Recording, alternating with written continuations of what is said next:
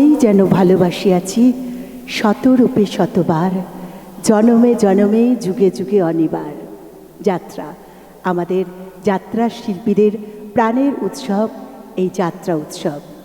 নমস্কার, শুভ সন্ধ্যা। আমি আপনাদের সকলের পরিচিত অভিনেত্রী কোয়েল। নমস্কার, আমি যাত্রা শিল্পী কুমার সঞ্জু। আনন্দ সংবাদ, আনন্দ সংবাদ, আনন্দ সংবাদ। শুরু হতে চলেছে আমাদের ঐতিহ্যের যাত্রা উৎসব। 500 বছরেরও বেশি ইতিহাস সমৃদ্ধ যাত্রা শিল্পের নব উৎসবে আপনাদের সকলকে জানাই সাদর অভিনন্দন। অর্ধ শতাব্দী প্রাচীন আমাদের গর্বের, আমাদের অহংকারের, আমাদের আবেগের পশ্চিমবঙ্গ যাত্রা সম্মেলন। এই পশ্চিমবঙ্গ যাত্রা সম্মেলনের উদ্যোগে যে যাত্রা উৎসবের আয়োজন করা হয়েছে, আজ তার 17তম রজনী। পশ্চিমবঙ্গ যাত্রা সম্মেলনের উদ্যোগে সংগ্রামী যাত্রা প্রহরী এবং কলিকাতা যাত্রাকর্মী ইউনিয়নের সহযোগিতায় আমাদের আনন্দের, আমাদের গর্বের যাত্রা উৎসব শুরু হয়ে গেছে। পশ্চিমবঙ্গের সমস্ত যাত্রামোদী জনগণকে আমরা আনন্দ উৎসব থেকে আমাদের আন্তরিক অভিনন্দন জানাই। আপনারা আজকে যারা এসেছেন এই প্রেক্ষাগৃহে, তাদের এবং সমগ্র পশ্চিমবঙ্গে যাত্রামোদী দর্শকবৃন্দদের উদ্দেশ্যে জানাই আমরা যাত্রা উপভোগ করুন এবং যাত্রাকে ভালোবাসুন, যাত্রার পাশে থাকুন, যাত্রার সামগ্রিক উন্নতি কামনা করুন। আপনাদের সকলকে আমাদের যাত্রা পরিবারের পক্ষ থেকে আন্তরিক অভিনন্দন জানিয়ে শুরু হতে চলেছে আজকের অনুষ্ঠান। পরম ঠাকুর শ্রী শ্রী রামকৃষ্ণ পরমহংসদেব বলেছিলেন, যাত্রায় লোক শিক্ষে হয়। স্বাধীনতার পর থেকে পশ্চিমবঙ্গ সরকারের সাহায্যে আমাদের এই ঐতিহ্যপূর্ণ শিল্প আজও চলেছে। আপনাদের ঐকান্তিক সহযোগিতায়, যা এক নিশ্চিত কর্মসংস্থানের মাধ্যম। যার ধারক ও বাহক অর্ধ শতাব্দীর বেশি সময়কালের প্রাচীন এক সংগঠন, যা আমাদের গর্বের এবং আবেগের, যার একমাত্র নাম পশ্চিমবঙ্গ যাত্রা সম্মেলন। এবার এই অনুষ্ঠান শুরু করার মুখে আমরা আজকের বিশেষ অতিথিদের বরণ করে নেব।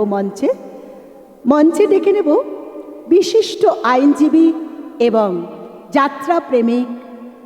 মঞ্চে আসছেন শ্রদ্ধেয় একরা মূল বাড়ি। একরা মূল বাড়ি স্যারের জন্য একটা জোরে হাততালি হোক। মঞ্চে আসার জন্য ওনাকে আমরা আহ্বান জানাচ্ছি। এবং সঙ্গে আমরা বিশেষ অতিথি হিসেবে আহ্বান জানাচ্ছি বিশিষ্ট নট, নাট্যকার এবং সাংবাদিক সম্রাট মুখোপাধ্যায়। একটা জোরে হাততালি।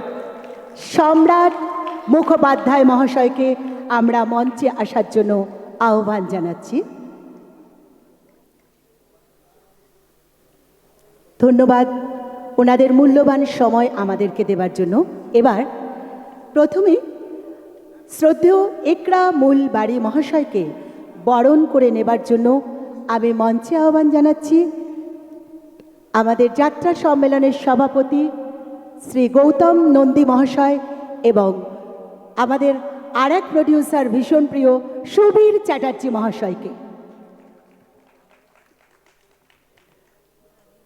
মঞ্চে আসছেন গৌতম নন্দী মহাশয় এবং সুবীর চ্যাটার্জি মহাশয় একরা মূল বাড়ি মহাশয়কে বরণ করে নেবার জন্য। সুবীর চ্যাটার্জি মহাশয় এবং গৌতম নন্দী মহাশয়।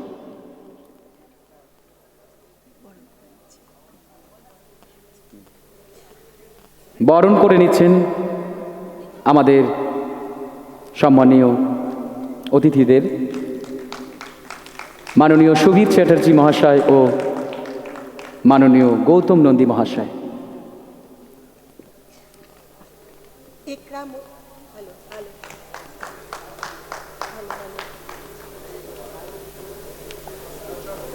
হ্যালো, একরা মূল বাড়ি মহাশয়কে বরণ করে নেওয়া হলো। এবার বিশিষ্ট নট, নাট্যকার এবং সাংবাদিক শ্রী সম্রাট মুখোপাধ্যায় মহাশয়কে বরণ করে নিচ্ছেন শ্রী সুবীর চ্যাটার্জি মহাশয় এবং গৌতম নন্দী মহাশয়। এবং সঙ্গে আছেন আমাদের আরেক প্রযোজক প্রবাল ব্যানার্জি। আমি সঙ্গে থাকার জন্য অনুরোধ করছি। এসো এসো। সুবীর চ্যাটার্জি মহাশয়, গৌতম নন্দী মহাশয় এবং প্রবাল ব্যানার্জি মহাশয় বরণ করে নিচ্ছেন শ্রী সম্রাট মুখোপাধ্যায় মহাশয়কে। এবার আমরা বিশিষ্ট আইনজীবী একরামুল বারী মহাশয়ের কাছ থেকে তার মূল্যবান বক্তব্য শুনে নেব। আসুন স্যার।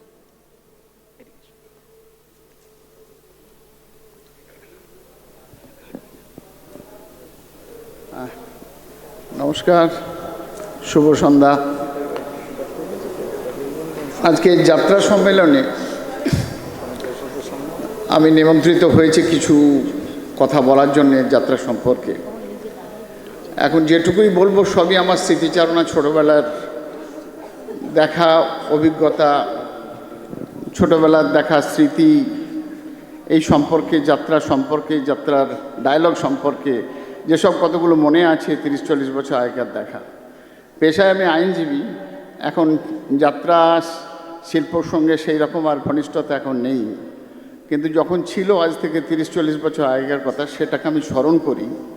এবং যাত্রা ও নাটক প্রিয় মানুষ আমি। আমার অবসর সময়টা কাটাই আমি নাটকের দেখার মধ্য দিয়ে। যাত্রার কখনো আমন্ত্রণ পেলে সেখানেও ছুটে যাওয়ার চেষ্টা করি। এখন যাত্রা মানেটা আমি খুঁজছিলাম, যাত্রা মানেটা কি? যাত্রা মানে হচ্ছে সংঘবদ্ধ গমন। একই সঙ্গে কিছু মানুষ গমন করলে তাকে বলা হয় যাত্রা। এখন এই যাত্রা আজ থেকে 500 বছর আগে এর শুরু হয়েছিল শ্রী চৈতন্যদেবের সময়, যখন ভগবানের নাম কীর্তন করে গ্রামে গ্রামে পালা গান গেয়ে সব মানুষের মধ্যে ছড়িয়ে দেওয়া হতো। তখন যাত্রার সেই থেকেই শুরু হয়। তারপরে অনেক আমাদের ঝড় ঝঞ্ঝা সব কিছু গেছে, কিন্তু যাত্রা তার মধ্যে অনেক বেঁচে আছে। তো আমাদের সময়ে আমার এখনও মনে আছে যে নট্য কোম্পানি তখন প্রচণ্ড প্রসিদ্ধ। নট্য কোম্পানির সম্পর্কে আমরা বলতাম যে নট্য কোম্পানির গাড়ি যদি ঢোকে তার বাসের পেছনে 10,000 লোক ছোটে, এবং সেটা বাস্তবতাই হতো। সেই জন্যে নট্য কোম্পানির যাত্রা থাকলে আমরা যেমন করে হোক সেই নট্য কোম্পানির যাত্রা দেখার, সেপ্টেম্বর অপর যাত্রা দেখার, আমরা ছুটে ছুটে সেই সব স্কুল পড়াশোনা বাদ দিয়েও রাত জেগে মাইলের পর মাইল ছুটে এইসব যাত্রা দেখতে যেতাম। এখন আমি যে গ্রামের মানুষ, আজকে কলকাতা হাইকোর্টে আমি এসেছি, কিন্তু শুনলে অবাক হবেন যে গ্রাম থেকে আমরা মানুষ হয়েছি, সেই গ্রামে কোনো মোটরেবল রাস্তা ছিল না, কোনো ইলেকট্রিসিটি ছিল না। আমরা স্কুলে যেতাম পায়ে হেঁটে, ঝড় জল কাদা এর মধ্যে পেরিয়ে আমরা মাইলের পর মাইল হেঁটে ওই স্কুলে যোগদান করতাম। এখন সেই জায়গা থেকে আমরা যাত্রার প্রতি আকৃষ্ট হই এবং যাত্রা দেখি। সেই সময়ে সন্ধ্যাবেলায় পড়া বাদ দিয়ে গরুর গাড়ি জুড়ে, গরুর গাড়ি তখন আমাদের যাতায়াতের একমাত্র অবলম্বন, অথবা সাইকেল, সেই গরুর গাড়ি করে মাইলের পর মাইল ছুটে গরুর গাড়িতে চেপে সেই যাত্রা আমরা দেখতে যেতাম, এবং সেই যাত্রা সারা রাত ধরে সেই যাত্রা হতো। আমার কিছু যাত্রার সংলাপ এখনও মনে আছে। নট্য কোম্পানির অচল পয়সা দেখেছিলাম আমি। সেই যাত্রার বিশেষ করে সেই সিনটা এখন আমি বলতে পারি না। সেখানে অচল পয়সার সম্ভবত দীপেন মুখোপাধ্যায় সে অভিনয় করেছিলেন। এখন দীপেনবাবু বেঁচে আছেন কিনা আমি জানি না, আমার সশ্রদ্ধ প্রণাম ওনাকে জানাই। সেই দীপেনবাবু বসে আছেন মঞ্চে, গায়ে নামাবলি দিয়ে বসে আছেন এবং তিলক কাটা আছে। এক সময় যে উনি গীতা পড়ছেন, গীতা পড়তে পড়তে একটা মানুষ এসে বলছে যে ঠাকুরমশাই একটা কথা আপনাকে বলবো। একটা কথাটা শুনুন, আমার একটা কথা আপনি শুনুন। উনি পড়েই যাচ্ছেন, অনেকক্ষণ পর বাঁকা চোখে তাকিয়ে বলছে, হ্যাঁ কি বলছিলি তুই? তো বলছে, আমার কিছু টাকার দরকার। বলছে, বোকা কোথাকার, এই টাকা লক্ষ্মীবার আমি টাকাতে হাত দিই? বোকা কোথাকার, যা বাড়ি যা। আবার ওখানে বসে আছেন, আমার কোনো উপায় নেই, আপনাকে কিছু পয়সা দিতেই হবে। তখনও বলছেন, বোকা কোথাকার, বললাম না লক্ষ্মীবার আমি হাত দিই না। কিছুক্ষণ পরে তখন চশমার ফাঁক দিয়ে, চশমাটা নাকের ডগায় রেখে চশমার ফাঁক দিয়ে এইরকম করে তাকিয়ে উনি বলছেন, আচ্ছা যখন এসেছিস তোর কিছু এনেছিস? জমি জায়গার দলিল? বলছে, না আমার কাছে তো জমি জায়গার দলিল নাই। পর্চা? না পর্চা নেই। তখন আর কি আছে? না ঠাকুরমশাই, একটা আমার জামবাটি বাড়িতে ছিল, সেই জামবাটি এনেছি। বোকা কোথাকার, জামবাটির দাম আর পয়সার দাম তো সমান রে, 1 পয়সা আছে নিয়ে যা। বলে 1 পয়সা একটা জামবাটি বলে আপনারা জানেন কিনা জানি না, গ্রামের দিকে এখনও আছে, আমরা খেয়েছি ওই জামবাটি, মানে একটা বড় বাটি, মানে সেটা কাঁসার বাটি, বেশ দাম আছে সেগুলো। তো সেই জামবাটিটাকে দিদা ওর হাতে তুলে দিচ্ছেন, দে যখন কিছুই নাই 2 পয়সা নিয়ে যা, এটাই আজকে নিয়ে যা। এই নিয়ে পকেটে ভরে নিলেন, টাকে ওই পয়সা নিয়ে নিলেন, তারপর ওখান থেকে চলে গেল। অন্নবদ্য অভিনয় সেই আজকে আমি হয়তো অচল পয়সায় সেই 40 বছর আগে দেখেছিলাম, এখনও মনে আছে আমার। তো এই যাত্রা মানুষকে ঠাকুর বলতেন না, লোকশিক্ষা হয়। তো সেই জন্যে যাত্রা মানুষের মনে এত সমাজকে পরিবর্তন করে দিতে পারে। যদি আমরা মাইনরিটি দেখি, এবং সেই শিল্প তখন ছিল বলেই তখন হিংসা, হানাহানি, সাম্প্রদায়িকতার এসব কখনো আমরা দেখিনি, এগুলো ছিল না। মানুষকে পাগল করে দিত যাত্রায়, মানুষকে পাগল করে দিত নাটকে। আমার এখনও মনে পড়ে, শেখর গাঙ্গুলি প্রয়াত হয়েছেন, তার অন্নবদ্য অভিনয় আমি দেখেছিলাম নাট্য কোম্পানিতে। সেই যাত্রাটার নাম ছিল ময়লা কাগজ। আমি ভুলতে পারি না ময়লা কাগজ। আমি যখন দেখি তখন আমি আজ থেকে স্কুলের ছাত্র, ক্লাস 10 কি 11 হয়তো হবে, আজ থেকে 40 বছর আগে। তো সেই ময়লা কাগজের প্রথম সিন আমি আপনাদের বলছি, আমার মনে হচ্ছে, এখন আমি যদি কথা বলি আমার মনে হয় যে সেই ময়লা কাগজ আমার সামনে হচ্ছে। শেখর গাঙ্গুলি ঢুকছেন, ওনাই পড়ে আছেন লাল জামা, কালো শার্ট, ব্যাক ব্রাশ করা চুল। তারপরে ওখানে ঢোকার সঙ্গে সঙ্গে এসে বসে গেলেন স্টেজের উপরে, চেয়ার টেবিলের উপরে। চেয়ার টেবিলের উপরে বসার পরে ক্রিং ক্রিং কোনো, তখন তো মোবাইল ছিল না, ফোন বাজছে, ফোনটা উনি ধরলেন। প্রথম সিনের কথা আপনাদেরকে বলছি, ফোনটা ধরলাম। Yes Mallick speaking. ওনার নাম ছিল শরৎ মল্লিক। নিয়ে কথা বললেন, ডিরেকশন দিলেন। আমরা বুঝতে পারছি তখন উনি বলছেন, ও ফোনের অপর প্রান্ত থেকে বলছে যে স্যার কী করব, মালগুলো কি বিক্রি করে দেবো? না না না না, সেন্ট্রাল গভর্নমেন্টের বাজেট কবে পেশ করতে হবে, কবে আছে সেন্ট্রাল গভর্নমেন্টের বাজেট? একজন বলছে 28শে ফেব্রুয়ারি।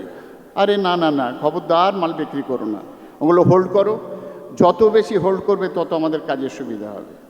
সঙ্গে সঙ্গে আর একটা ফোন, ক্রিং ক্রিং ক্রিং। এবার আমাদের কাজ। তখন বললো, হয়ে গেল, চার্জ নেই, বলবো। ও কথাটা বলার পরেই সঙ্গে সঙ্গে আর একটা ফোন। তখন বললো যে এবার আমাদের কাজ কি? বলে, শোনো, মেট্রো সিনেমার সামনে একটা দ্রব্যমূল্য বৃদ্ধির প্রতিবাদে বিরাট মিছিলের ব্যবস্থা করো। মিছিলে মনে রাখবে, মিছিলে যত বেশি লোক হবে তত বেশি আমাদের কাজের সুবিধে। মিছিলে অংশগ্রহণকারী প্রত্যেক ব্যক্তিকে গোপনে 5টা করে টাকা দিয়ে দিও। ফোনটা রেখে দিলেন। আরও সঙ্গে সঙ্গে ক্রিং ক্রিং, ইয়েস মল্লিক স্পিকিং। এরপর আমাদের কাজ। বলে, আমাদের রিজার্ভে কতজন লোক আছে? বললে, স্যার 40 জন। গুড্ডু বিড্ডু কোথায় আছে? বললো, তো জেল খাটছে। বললাম, জেলের সুপারিনটেন্ডেন্টকে বলা আছে গুড্ডু বিড্ডুকে সাজিয়ে 2জনকে ঢুকিয়ে দাও, আর গুড্ডু বিড্ডুকে বার করে নাও। যখন মেট্রো সিনেমার সামনে দ্রব্যমূল্য বৃদ্ধির প্রতিবাদে প্রশাসন হবে, সেখানে কিছু বম্বিংয়ের ব্যবস্থা করো, যাতে করে কিছু সিরিয়াসলি লোক ইনজিওর্ড হয়, এবং তাতে আমাদের কাজ সুবিধা হবে। আমাদের কোকেন এবং গাঁজা বোঝাই লরিটা সেই সময় বালি ব্রিজ ক্রস করবে।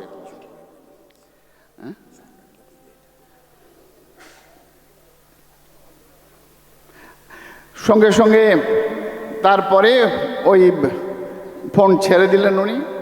ফোন ছাড়ার পরে এই রকম অসংখ্য আসছে এবং সেসব মানে গা শিউরে উঠবে ওই সব কথা শুনে। একজন ফোন করছে, সঙ্গে সঙ্গে বলছে এরপর স্যার আমাদের কাজ কি? বলে শোনো, খান্ডেলওয়ালের মেয়ে জামাই ন্যাশনাল হাইওয়ের ওপর দিয়ে কালকে যাবে, হনিমুনে যাবে। আমাদের ওভারলোডেড কয়লা বোঝাই ট্রাকটা আস্তে করে গাড়ির উপরে চাপিয়ে দেবে যাতে করে প্রাণে না যেন বাঁচে। এই রকম অ্যাক্টিভিটি ছিল এই শেখর গাঙ্গুলি। সেই সময় আমি খালি একটা কথা বলে শেষ করব, এই টাকা করি আমরা পয়সার জন্য ছুটে বেড়াই। তো সেই সময় ওনার পুরনো দিনের যে ম্যানেজার, ময়লা কাগজের বইয়ের আর কি পুরনো দিনের যে ওই শরৎ মল্লিকের ফ্যাক্টরির যে ম্যানেজার, উনি ঢুকলেন। ঢুকে বলছেন, শেখরবাবু বলছেন, মানে শরৎ মল্লিক বলছেন, তোমার আবার কি কাজ? তবে এখন এই সময় এলে এই অড সময়, তখন উনি বলছেন, শরৎ, তোমার বাবা আমাকে আপনি বলে কথা বলতেন, তুমি তার ছেলে, তোমাকে কোলে পিঠে মানুষ করেছি, তুমি আজকে আমাকে তুমি বলে কথা বললে? বলে হ্যাঁ, বেশি বললে আমি তুই নেমে যেতে বাধ্য থাকবো। তখন বললে, শরৎ, আমি তোমার চাকরিতে ইস্তফা দিলাম। বলে না না না, ইস্তফা দেওয়ার দরকার নেই, আপনার ডিসচার্জ লেটারটা ডেস্কে রাখা আছে, যাবার সময় সঙ্গে করে নিয়ে যাবেন। তখনই বলে যাচ্ছে, সেটাই কথা, আমি এটা বলেই শেষ করব আজকে, যে শরৎ, মানুষ হতে গেলে বেশি টাকার দরকার হয় না, আর বেশি টাকা হলে মানুষ হওয়া যায় না, এটাই তুমি মনে রাখো। এই কথাটা বলি আমি চলে গেলাম। আর তখনই ময়লা কাগজ বইটা স্টার্ট হলো এবং তার পরিণতি হলো শেষকালে প্রচুর টাকা করলেন উনি। এবং শেষকালে যখন শেষ সিন দেখাচ্ছেন, তখন শরৎ মল্লিক বুড়ো হয়েছেন, তখন হাঁটু গেড়ে বসেছেন, টাকাগুলো কোটি কোটি টাকা ছড়িয়ে দিচ্ছেন স্টেজের ওপরে, সমস্ত টাকা সেই হাওয়ায় দিয়ে ঘুরছে, লক্ষ লক্ষ কোটি কোটি কোটি কোটি টাকা। আর উনি হাত দিয়ে বলছেন, ভগবান তুমি বলো কত কোটি টাকা দিলে তুমি আমার শান্তি ফিরিয়ে দেবে, ভগবান তুমি বলো কত লক্ষ টাকা দিলে তুমি আমার ছেলের বউকে ফিরিয়ে দেবে, তুমি আমার মেয়ের অসুখ ভালো করে দেবে, তুমি আমার নাতনির অসুখ ভালো করে দেবে, তুমি আমার নাতির অসুখ ভালো করে দেবো। তখন ওই জনান্তিকে হলো যে শরৎ, আজকে ওগুলো ময়লা কাগজ, ওগুলোর কোনো মূল্য নেই। তা আমি সেই জন্যই বলছি, এই যে যাত্রা মানুষকে পরিবর্তন করে, এই যাত্রা 40 বছর আগে দেখা যাত্রা আজও আপনাদের সামনে আমি বলতে পারছি, তো এগুলো আমাদের সমাজ জীবনে খুবই দরকার। আমি যাত্রা ভক্ত, যাত্রা মোদী, সেই জন্য আপনাদের কাছে অনুরোধ, আপনারাও দেখুন, যাত্রা নিয়ে আপনারা আনন্দ করুন আর যাত্রা শিল্পীদের সম্মান দেন। বিনোদিনী দেবী একটা কথা শেষকালে বলেছিলেন যে যাত্রা দেখে, আমাদের যাত্রা নিয়ে আমরা আনন্দ দিই, হাততালিও দেয়, কিন্তু আমাদের শেষ বয়সে সম্মান আর কেউ আমাদেরকে দেয় না। তখন আমাদেরকে নিচে জায়গায় বসানো হয়, তখন বলে ওই তো যাত্রা শিল্পী একজন, এইরকম বলে তাদেরকে অবজ্ঞা করা হয়। এটা করবেন না, প্রত্যেককে সম্মান দেন। আর এই যাত্রা বেশি বেশি করে নাটক, বেশি বেশি করে যাত্রা আমরা উৎসাহিত করি, আমরা দেখি, আমরা অনুপ্রাণিত হই। এই বলে আমি আমার বক্তব্য শেষ করব। ধন্যবাদ, ভালো থাকবেন।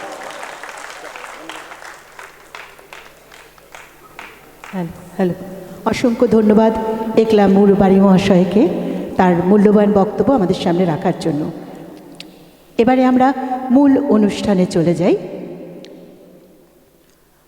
সাজঘর একটা সম্বর্ধনার অনুষ্ঠান রয়েছে আমাদের যাত্রা শুরুর পূর্বে, যাদেরকে ছাড়া আমরা একমাত্রই যাত্রা জগৎ অচল, অন্তরালে যারা সর্বক্ষণ আমাদের সঙ্গে সহযোগিতা করে চলেছেন, যাদের ছাড়া আমরা আমাদের যাত্রার গাড়ির চাকাটা পর্যন্ত আমরা গড়াতে পারি না, যাদের ছাড়া আমাদের এই যাত্রাপালাটা মঞ্চস্থ করা একেবারেই অসম্ভব, সেই সাজঘরকে আমরা প্রথম ডেকে নেব এবং আমাদের পশ্চিমবঙ্গ যাত্রা উৎসবের পক্ষ থেকে যে সম্মান রয়েছে সেই সম্মান দেওয়ার অনুষ্ঠান আমরা শুরু করব এবং সম্মান প্রদান করবেন একরামুল বাড়ি মহাশয়কে বলবো যে সাজঘরের সবার হাতে, শিল্পীদের হাতে পুরস্কার তুলে দেওয়ার জন্য। আমরা প্রথমেই ডেকে নিচ্ছি সূর্যকান্ত মান্না, একটু জোরে হাততালি দেবেন, ওদের জন্য হাততালিটা ভীষণ প্রয়োজন। এবার ডেকে নেব সৌরভ মাইতি,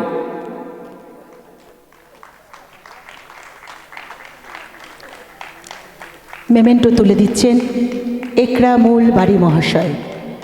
সঞ্জয় মান্না,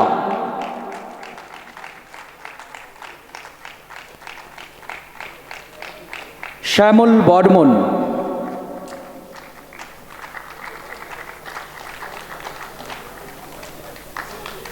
একটু হাততালি হয়ে যাক। তারাপদ দে,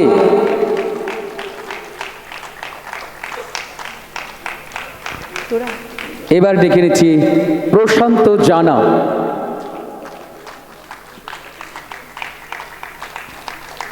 এবার যন্ত্রীদের ডেকে নেবার পালা। প্রথমেই ডেকে নিচ্ছি সঞ্জীব দাস। সঞ্জীব দাস, মণিশঙ্কর দাস এবং চন্দন শীল।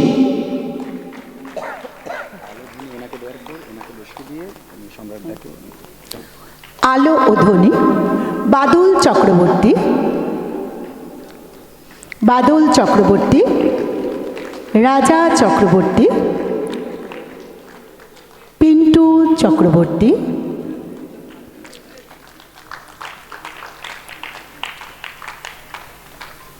পিন্টু চক্রবর্তী, অলোক মাইতি, চন্দন জানা, চন্দন জানা। মেমেন্টো তুলে দিচ্ছেন আমাদের বিশিষ্ট অতিথি। এবার ডেকে নেব দল পরিচালক রবিন মান্না,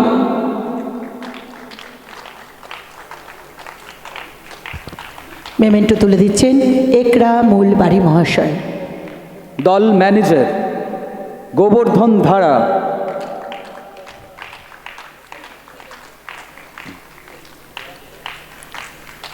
ধন্যবাদ আমাদের বিশিষ্ট অতিথি একরামুল বাড়ি মহাশয়কে।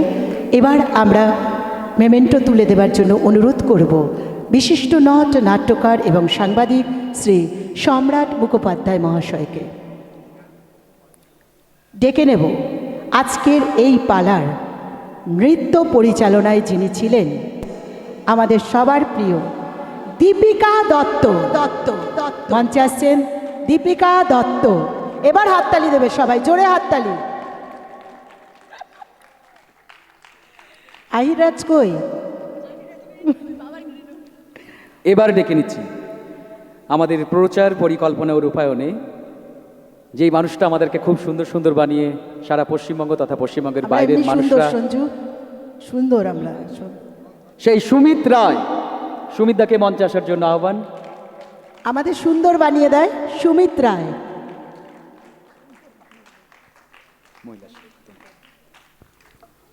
এবার এই পালার মহিলা শিল্পীদের ডেকে নেবার পালা।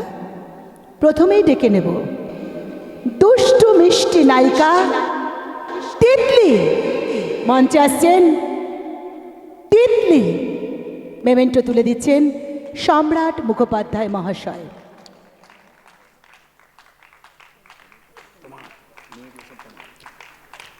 অনিমা রুই দাস, মঞ্চে আসার জন্য অনুরোধ করব অনিমা রুই দাস। প্রিয়া দাস, প্রিয়া দাস। মঞ্চে আসবেন প্রিয়া দাস।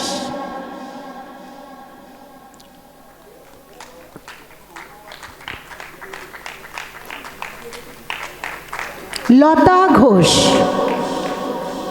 লতা ঘোষ।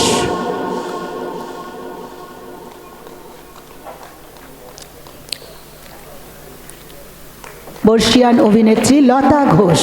এবার ডেকে নেব পুরুষ শিল্পীদের। তারক চ্যাটার্জি,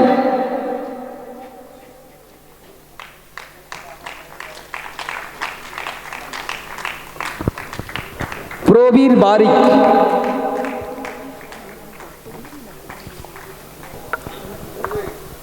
প্রবীর বারিক, শুভময় মিশ্র,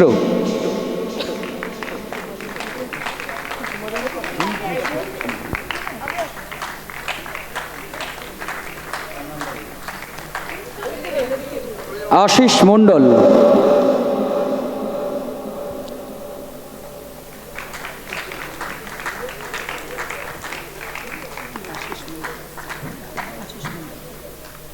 কার্তিক বর্মন,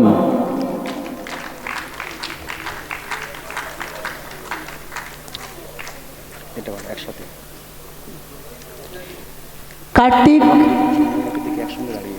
কার্তিক বর্মন। এবার যাকে মঞ্চে ডেকে নেব তাকে আমরা সবাই চিনি। আমি অনুরোধ করব একরামুল বাড়ি মহাশয় এবং সম্রাটবাবু দুজনে মিলে তার হাতে মেমেন্টো তুলে দিক। মঞ্চে আসবেন চিত্র, মঞ্চ, দূরদর্শনে গ্রাম বাংলার তামাল ছেলে কুমার অনুভব। জোরে হাততালিও। এমনি দেবে। মঞ্চে আসছেন কুমার অনুভব।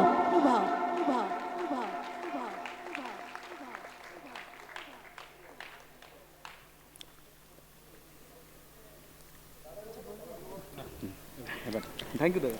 এবার এই পালার রচনা, নির্দেশনা, অভিনয় যিনি আছেন আমাদের সবার প্রিয় নীলকমল চট্টোপাধ্যায়। কিন্তু নীলকমল চট্টোপাধ্যায় মঞ্চে আসবেন না, কারণ ওনার আশীর্বাদ, ওনার ভালোবাসা ওনার মা। তাই মঞ্চে ডেকে নেব ওনার মা আরতি চট্টোপাধ্যায় মহাশয়কে। মঞ্চে আসছেন আরতি চট্টোপাধ্যায় মহাশয়া, তার হাতে মেমেন্টো তুলে দিচ্ছেন একরামুল বাড়ি মহাশয় এবং সম্রাট মুখোপাধ্যায় মহাশয়। আমরা মঞ্চে নীলকমল তাকেও চাইব, নীলকমল বাবু মঞ্চে আসুক মায়ের সাথে। ওনার ভালোবাসা, ওনার আশীর্বাদ সব মঞ্চে রয়েছেন, উনিও একবার মঞ্চে আসুক। মঞ্চে রয়েছেন জোরে হাততালি। মা এবং পুত্রের মেলবন্ধন।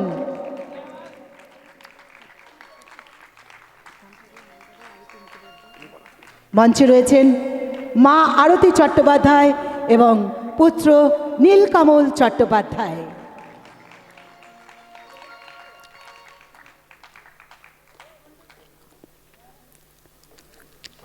এবার আমি অতিথিদের সামনের আসন গ্রহণ করার জন্য অনুরোধ করব। ধন্যবাদ তাদের মূল্যবান সময় আমাদেরকে দেবার জন্য। একটা বিজ্ঞপ্তি, দর্শক বা শ্রোতা বন্ধুদের কাছে বিশেষ আমাদের অনুরোধ, হলের মধ্যে খাবার নিয়ে প্রবেশ বা হলের মধ্যে খাবার খাওয়া একেবারেই নিষেধ। মোবাইল ফোন সাইলেন্ট করে রাখবেন। আপনার মোবাইল ফোনের রিংটোন পাশের দর্শকদের বিরক্তির কারণ না হয়ে দাঁড়ায়। বাথরুমে জলের প্রয়োজনীয় ব্যবহারের পর অবশ্যই কলের মুখ বন্ধ রাখবেন। আশা করি আপনারা আমাদের সঙ্গে সহযোগিতা করবেন, কেননা এই উৎসব আপনার, আমার, আপনাদের সবার। ধন্যবাদ। আগামীকাল 16 জুন বঙ্গভূমি অপেরা পরিবেশিত দেখতে পাবেন অমাবস্যায় চাঁদের আলো। অমাবস্যায় চাঁদের আলো। আর আজকের যাত্রাপালা তপবন নাট্য কোম্পানি পরিবেশিত বজরঙ্গী ভাইজান শিকারি শয়তান। ধন্যবাদ।